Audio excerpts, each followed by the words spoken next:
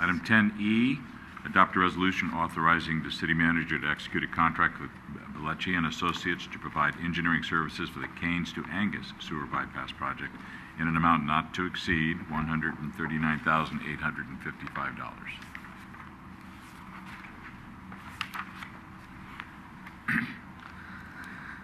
And as you can see on the exhibit, the sewer main on Kains Avenue via San Mateo Avenue to Angus Avenue, it is a capacity deficient pipeline due to insufficient slope and size.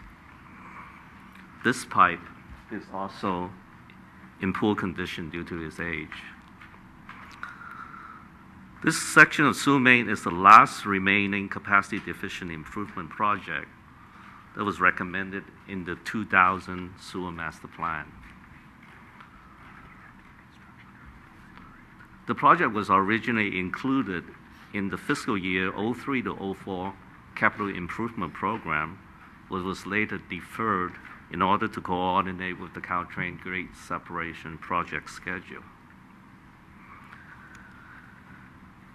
Historically, this sewer main has experienced numerous sanitary sewer overflows, including 2 SSOs in 2011 at the intersection of Kains and Mason.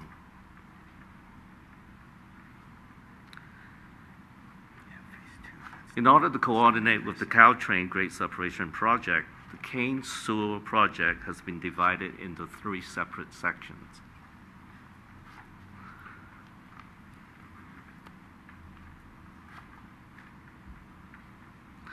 For the first section, the grade separation constructed approximately 1,000 feet of 18-inch diameter pipe on Huntington Avenue, and also about 200 feet of 24-inch diameter pipe under the railroad track along Angus.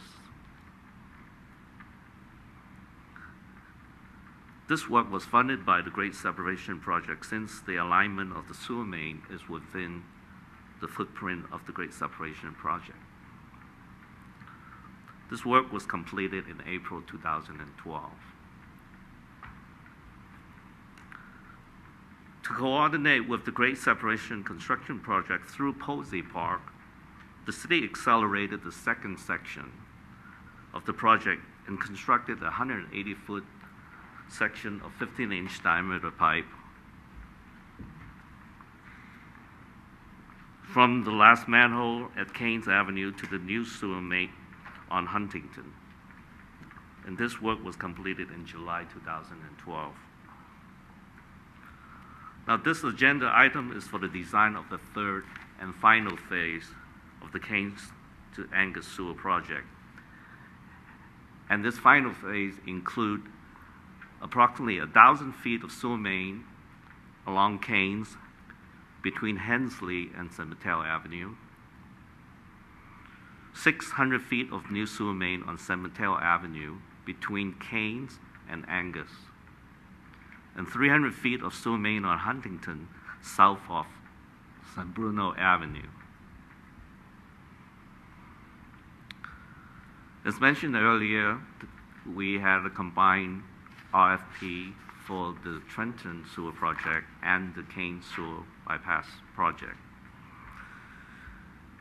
And for the Kains sewer project, Bellecci and Associates was selected as the most qualified and best fit consultant. Bellecci provided an excellent presentation by each one of the team members during the interview, and the technical qualification of the team members were also exemplary. In addition, Bellecci has completed many sewer replacement projects of similar complexity in the Bay Area and with congested underground utilities conditions similar to the San Bruno downtown neighborhood. For the project schedule, staff estimate that the design would take approximately 6 months to complete, with an additional 9 months for the construction. And if awarded, the project could be completed by April of 2014. For fiscal impact, the estimated design cost for the development of the CIP budget was $245,000. And the proposed this consultant contract is $139,855. The original design cost estimate was the more conservative estimate due to the expected difficulties in working with existing utilities in a congested downtown area. The construction cost estimate for this project is $737,000 plus $102,000 contingency. Also, staff would like to report in the 13th error in the staff report that the available project funds for this project are $1,358,580. The total available funds for the Phase 3 project should have been reduced by the cost of the Phase 2 construction, which was $130,000. And the correct amount available should be $1,228,249.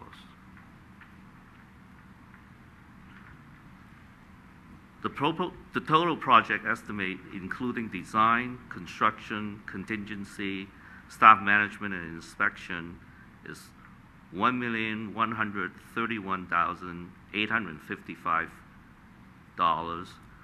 which is within the available funds. And with that, I'm open to questions. Any questions of staff?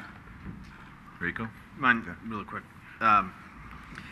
So something I just was wondering and comes up is that the sewer and stormwater work, in the end, will this meet the need of what we need, or will it still, could it be an undersized pipe that we could still find ourselves having, you know, some backup or sewage problem? The entire sewer system after the implementation of Phase 1, Phase 2, Phase 3, the pipe size will increase.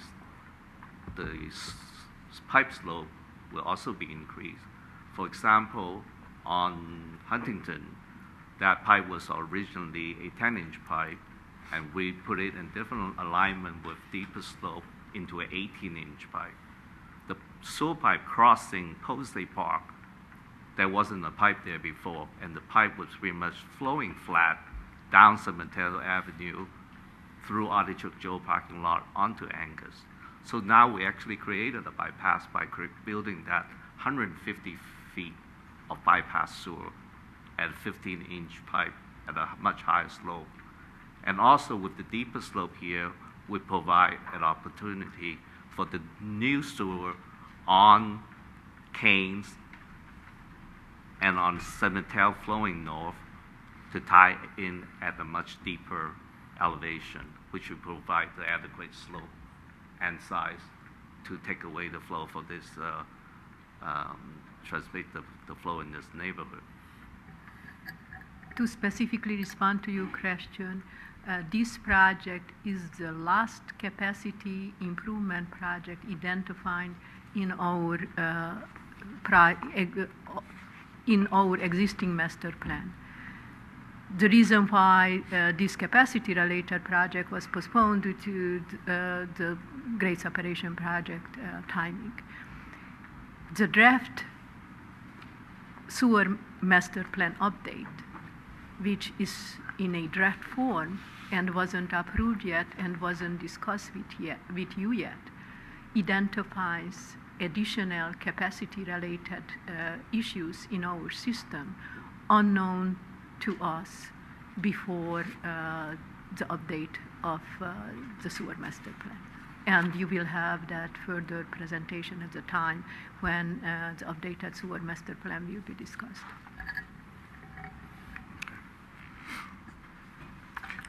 Through Chair, Ken?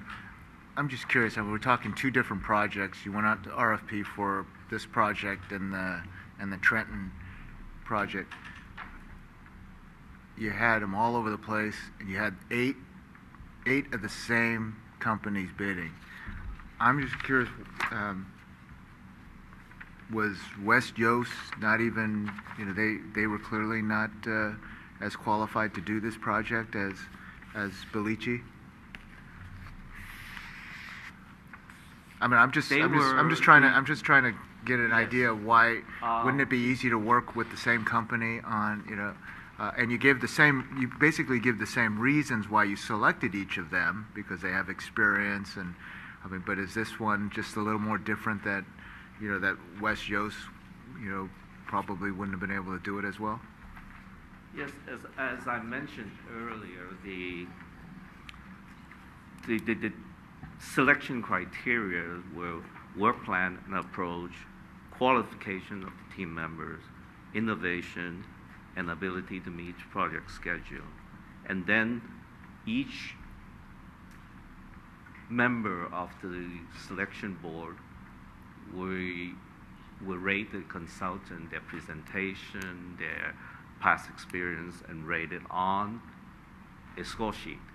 And based on the score sheet, the scores will be averaged among the member of the selection board.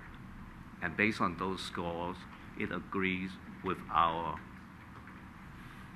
impression of the consultant that this indeed was the most suitable,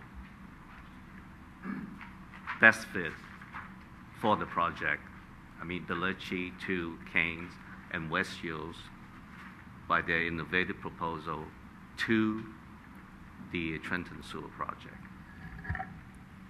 To also address your question in long term, based on our work with our legal department, our intent will be, like for the water main replacement projects, to go out and to seek proposal for on-call consultant for water main replacement, and to select one or two consultants which would support us to design all of the main replacement water in our water system without the need to go out each time and to solicit proposal for water main replacement projects. Well, it seems complicated. It seems that, and I don't believe we've been privy to the scoring system before. But again, it's for design services. It's not for construction services where you'd have to go with the lowest bid, the lowest responsible bid. So it was I was just curious because, in the other project, the other contractor was possibly more expensive, and then here, this contractor is more expensive than the one you hired for the other one. And it may even be a staff issue too, or you got one company working hard on one project and another company working hard on the other project for timing. So yes. Okay. Mr. Rico? Robert Rico, 7th Avenue, excuse me, down in the eastern edge of the Bel Air. I'm concerned a little bit in that the report tonight says that the Angus sewer pipe was increased meaningfully in diameter, as is the Huntington, the purple on the map that doglegs and connects into Angus. I'm assuming that works its way down and connects into 7th Avenue and goes to the South San Francisco sewage treatment plant. So are you moving less sanitary overflows from the business district because you've got big pipes that's going to let the sewage move there, and you are having a choke point or smaller pipes in the Bel Air from 1st to 7th Avenue that could potentially be overflowed because of the amount that, excuse me, the amount that you're trying to now pump into smaller diameter pipes, or is the Angus section oversized and it will be able to handle the projected increase? Thank you. Wayne? Yeah, I can answer that one. Speak into the Yes. mic, Wayne. Thank you. In all general sewer construction, the procedure is to construct from downstream up. And so that this is to have a larger diameter pipe downstream, and by the time you get to the upstream, the sewage will have somewhere to go. So in this case, the 7th Avenue sewer main was increased in the year 2002 to a size of 36-inch diameter.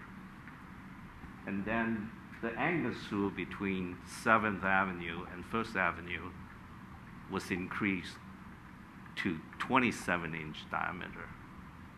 So with this new 18-inch and 24-inch section underneath the railroad track, it will only allow the smooth transmission of sewage going to the 7th Avenue and eventually going to South City. So the capacity is there downstream already. There will not be a problem. All right, thank you. Any other discussion or action?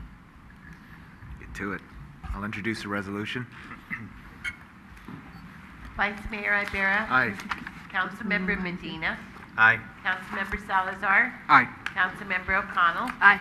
Mayor Ruane. Aye.